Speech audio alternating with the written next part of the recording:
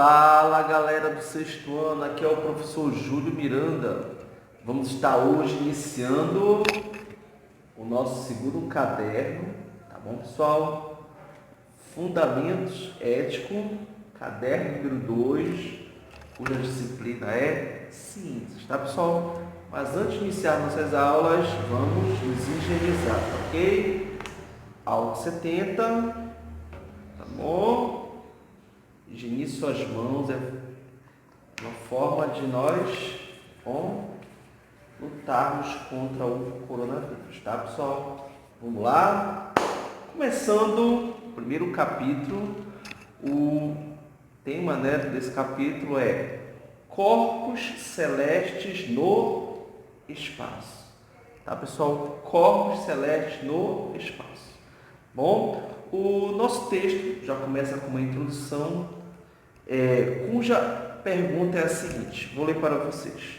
Sabemos que a Terra gira ao redor do próprio eixo, a uma velocidade de aproximadamente 900 km por hora. Mas o que aconteceria se esse movimento fosse interrompido? Imagina você no ônibus e de repente para esse ônibus, dá uma freada devido a um sinal vermelho ou alguma situação de trânsito. Há um desajuste, um susto, alguns caem. Agora imagina isso acontecendo quando a Terra estiver girando uma velocidade de 900 km por hora e de repente ela para. Pessoal, seria uma consequência muito grande, Ou seja, essa desaceleração brusca, o que poderia acontecer com os veículos, enfim. Primeiro ponto aqui que o nosso livro deixa bem claro, para nós citarmos pelo menos uma consequência dessa desaceleração na Terra, tá? A gente poderia pensar, pessoal, nas construções que poderiam desabar, prédios, casas, pontes e por aí vai. Também poderia acontecer a formação de tsunamis, aquelas ondas gigantescas, tá bom? Que poderia ser consequência para a humanidade. Outro ponto que nosso livro deixa bem claro é que se a Terra não girasse ao redor do próprio eixo, qual seria a duração de um dia ou de uma noite? Pessoal, praticamente um dia seria 6 meses. E uma noite praticamente seria também 6 meses. Ou seja, ia ser bem duradouro, Quais seriam as regiões do planeta menos afetadas por sua desaceleração? Pessoal, as regiões dos polos, tá bom? Polos norte e sul, onde há menor população, há menos construções, entendeu? Eles iam ter suas consequências, mas com menos intensidade, tá bom? Então vamos começar o nosso capítulo aqui agora com o ponto 1, esfericidade da Terra.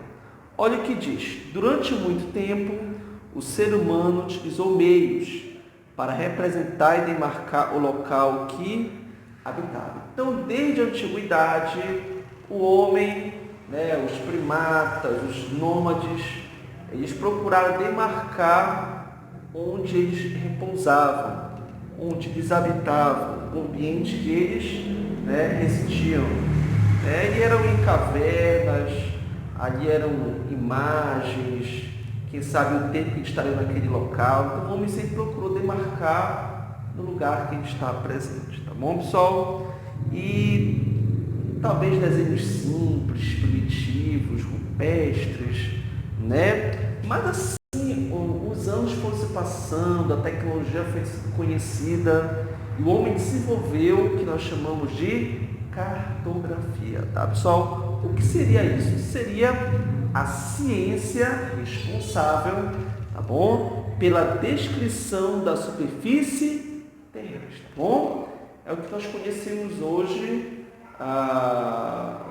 os territórios dentro do nosso planeta, as delimitações de acordo com os oceanos, a população de modo geral, tá? Mas até onde vai essa terra, esse terreno, tá? Isso quem pode nos ajudar é a cartografia, tá? Pessoal, mas olha só, a Terra ela tem uma história, tá ok? Uma história que começou ali praticamente povos bem primitivos da Mesopotâmia, povos nômades, sabe, que não tinham lugar fixo, né? E esses povos conhecidos como sumérios, babilônicos, assírios, tá bom? Eles tinham sua compreensão, né, o conhecimento místico ali, e principalmente ligados à esfera celeste, tá bom? Então, as experiências que eles tinham, que a Terra ela era como se fosse um disco plano, tá bom? Um disco plano, do dia e da noite, tá ok? E que era circundada essa Terra pelos mares, pelas marés. Isso que é conhecido como terraplanismo, tá, pessoal? Só que assim, sem dúvida, essa foi uma cultura que teve esse tipo de conhecimento, mas houve outras culturas, como a dos gregos, que se preocuparam em saber como de fato era o nosso planeta, se a nossa Terra ela era plana ou ela é redonda, ou se ela em formato de elipse, como de fato que é a Terra, né? Os gregos procuraram saber isso com mais estudos e evidências, tá bom, pessoal? Ou seja, foi eles que chegaram a admitir que a Terra tem sua esfericidade, tá ok? Isso faz parte também, pessoal, através da personificação de uma deusa chamada de Gaia, a qual ela daria origem a todos os elementos, tá bom, que tem vida no planeta, elementos como fogo, como água, terra, ventos, tá? E alguns desses filósofos, que foi o Tales de Mileto, tá bom? Ele destacou em buscar respostas em que teriam razão em relação à origem, né? E os elementos que formam o universo. Ele foi uma pessoa que defendeu que a Terra, o universo, a origem veio da água, tá bom? Isso foi Tales de Mileto. Continuando nosso estudo, pessoal, em seguida, né, a descrição da Terra como esférica foi sugerida apenas algum tempo depois, dentre os filósofos, né, estudiosos como Pitágoras, tá? E, pessoal, assim como Pitágoras defendeu que a Terra é esférica, a gente também tem evidências de Aristóteles, tá bom? Um matemático, Eratóstenes, tá bom? Eratóstenes, que também cooperou para compreender se a Terra de fato era redonda ou se ela era plana. Mas eles admitiram que ela era circular, tá bom? Em forma de círculos. Por que em forma de círculos? Por causa da geometria perfeita, tá bom? Da ideia de uma geometria perfeita, onde praticamente não tem início e nem fim, tá bom? É infinita, tá? A geometria da circunferência, tá? Ou seja, não é achatada, é perfeita. É um dos modelos que eles classificaram, os gregos, tá, pessoal? Então, continuando aqui, né, diante de todos esses resultados, né, depois da cultura grega, veio a cultura romana, onde já não teve tanta preocupação em saber qual era a forma da Terra. Apenas os romanos se preocuparam em formar uma cartografia onde estivesse disponível a questão da conquista dos territórios, da ação militar, tá ok? Ou seja, os fins deles eram militares, dos romanos, não era de se preocupar com a essência mesmo da Terra, se ela era ou não redonda ou circunferência, tá, pessoal? Então não houve assim uma busca pelos romanos, tá? Eles só tinham fins militares. Então eles montaram ali uma cartografia, está no livro de vocês, página número 4, o que nós chamamos de Orbis Terrarum, tá bom? Pela imagem vocês podem perceber. E aqui, pessoal, olha a imagem. A gente percebe-se que o continente é bem diferente, os continentes são bem diferentes de hoje, não são bem demarcados, tá? Enfim, essa foi as evidências dos romanos, né? Bom, evidências da esfericidade, tá ok? Olha o que diz aqui o nosso texto. O ser humano há centenas de anos tem conhecimento de que a Terra é redonda. No entanto, ainda há algumas pessoas que têm dúvidas sobre essa questão. Apesar de haver numerosos fatos científicos que comprovam a esfericidade do planeta. Então, mesmo em meio aos dias de hoje, ainda há pessoas que têm dúvidas se a Terra é esférica ou se ela é plana, tá? Então, alguns fatos aqui que podem nos ajudar a entender que a esfera, a Terra, ela é de fato esférica, né? Ou seja, ela não é plana. O primeiro exemplo aqui que o nosso livro nos dá na página número 5 é a questão do barco. Ele se afastando, tá, pessoal? Olha o que diz o nosso texto. Quando se observa um barco desaparecendo no horizonte, ele não vai ficando menor, até não ser mais visto. O que ocorre, de fato, é que parte da estrutura vão sumindo antes das outras. Primeiro o casco da embarcação e, no fim, a ponta. Como é que desapareçam as extremidades, tá bom? De acordo com a nossa visão, vão sumindo, tá? Esse é um dos pontos de que a Terra, tá bom? Não é plana, tá, pessoal? Outro ponto é o céu estrelado, que foi o filósofo Aristóteles, tá bom? Que, na verdade, ele teve essa visão através das constelações serem visíveis de diferentes latitudes, né? E que ele dá dois exemplos, o Big Dipper e o Southern Cross, né? O Big Dipper, ele é o que está no nosso livro. Ele diz que é um conjunto de 7 estrelas, tá bom? Que se parece com uma concha. E sempre é visível em latitudes de 41 graus norte ou superior, mas não abaixo de 25 graus sul.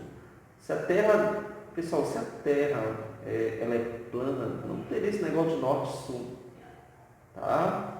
Então, para poder ver esse céu estrelado, segundo a defesa de Aristóteles, tá bom? Tinha que ser uma visão superior, ou seja, no norte, olhar para cima praticamente, entendeu? Numa latitude de 41 graus norte ou superior.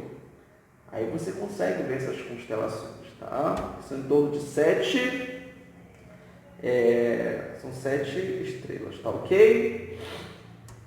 Vamos lá, outro exemplo que o nosso livro nos dá é em relação ao eclipse, né? Também defendido por Aristóteles, o eclipse lunar, tá? Lembrando que existe também o eclipse solar, tá? Os eclipses lunares, segundo o nosso livro, a sombra da Terra na face da Lua é curvada, tá bom? O que será o eclipse, pessoal? A Terra está aqui no meio, o Sol e a Lua, a Terra aqui no meio.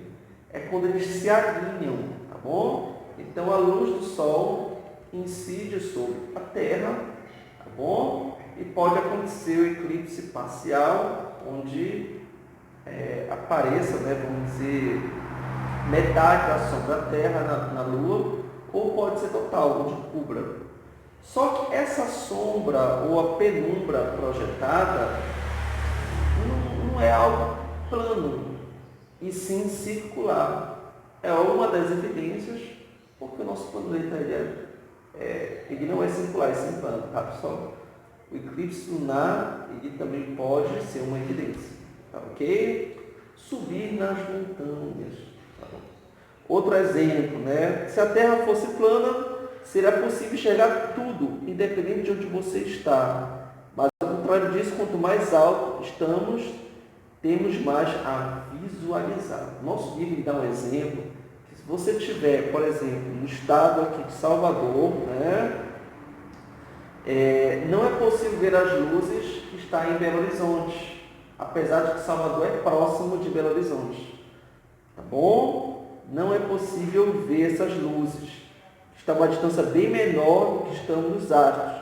A explicação é porque a Terra é esférica.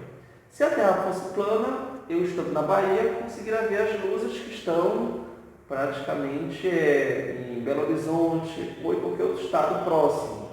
Mas isso não é possível porque a Terra é esférica, tá? Outro ponto, 5, tá? Olhando pela janela do avião, tá, pessoal? Aqui é um exemplo básico, se a pessoa estiver viajando no avião, tem algumas altitudes, né? Como, por exemplo, 50 mil pés e a de 60 mil pés. Essa de 60 mil pés fica mais acessível de visualizar as curvas do nosso planeta em relação a 50 mil pés, tá? Ou seja, pessoal, isso são viagens, por exemplo, a jatos supersônicos, tem mais essa possibilidade de enxergar, tá? O ponto C diz sobre observando as sombras, tá bom? Que foi uma defesa, né, do matemático Eratóstenes, tá bom? Que ele fez o seguinte, ele fez uma comparação dos tamanhos das sombras. Se o planeta fosse, vamos dizer, plano, ele pegasse duas varas e medisse a sombra dessas varas.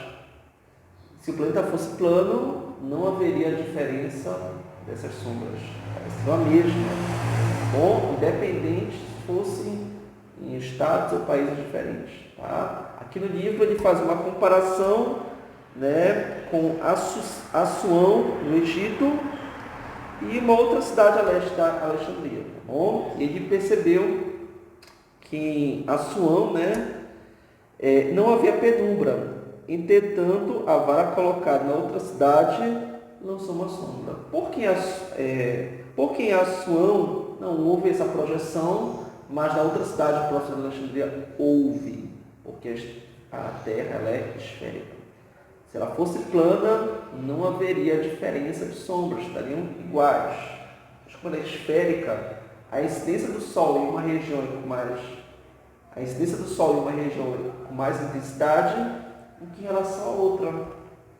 Deu para entender? Então, essas são algumas evidências que foram destacadas, tá? E para nós finalizarmos nossa aula de hoje, tá, pessoal? A real forma da Terra. Será que a Terra ela é elipsoide, esferoide ou geoide, tá? Pessoal, esferoide é a forma aproximada. Elipsoide é a forma mais aproximada. E geoide é a forma verdadeira, ou seja, a mais exata, estudada pela ciência. Entendeu? Então, a gente pode perceber aqui, tá bom? Que a forma que mais se aproxima é a geoidal, ou geoide, tá bom? Nesse formato, a Terra, a superfície terrestre é definida por uma superfície fictícia determinada pelo prolongamento dos níveis médios dos mares estendendo-se em direção aos continentes, tá? Pelo livro vocês vão ver essa imagem, tá? E aí vocês vão perceber, tá ok? Tem um exercício, tá bom? Doação para vocês fazerem em casa, tá bom? Só vou ler aqui rapidinho, depois vocês me repassam. Sabe-se que com o avanço da tecnologia e o uso de satélites, podemos facilmente comprovar a esfericidade do nosso planeta. Mas como podemos demonstrar a esfericidade da Terra sem sair dela por meio de um experimento caseiro? Elabore um roteiro, sem a necessidade de pô-lo em prática, de como você faria essa comprovação. Então, de tudo que eu te ensinei hoje, a resposta está... Dá para vocês verem aqui nesse vídeo e fazer essa questão, tá? Pessoal, antes de eu finalizar nossa aula, dia 22 agora de abril, foi comemorado o aniversário do nosso planeta Terra, tá bom? Em consciência a toda contaminação, as queimadas, ou seja, a busca pela conservação e preservação do nosso planeta, tá? Para que as próximas gerações possam ter, né, um ambiente, vamos dizer, disponível, um ambiente acessível. Então, para que nós venhamos a ter mais consciências com o nosso planeta, foi determinado esse dia, bom, Dia da Terra, que foi lá em 1970, e graças a Deus, apesar de nós estar vivendo uma pandemia, né, estamos ainda vivos e homenagem a esse planeta que Deus nos deu. Tá bom, pessoal? Obrigado pela atenção, um forte abraço. Qualquer dúvida, tá bom? Entre em contato comigo aí, faça os comentários, dê um like, um joinha, não se esqueça de se inscrever no meu canal. Obrigado pela atenção, um grande abraço, valeu!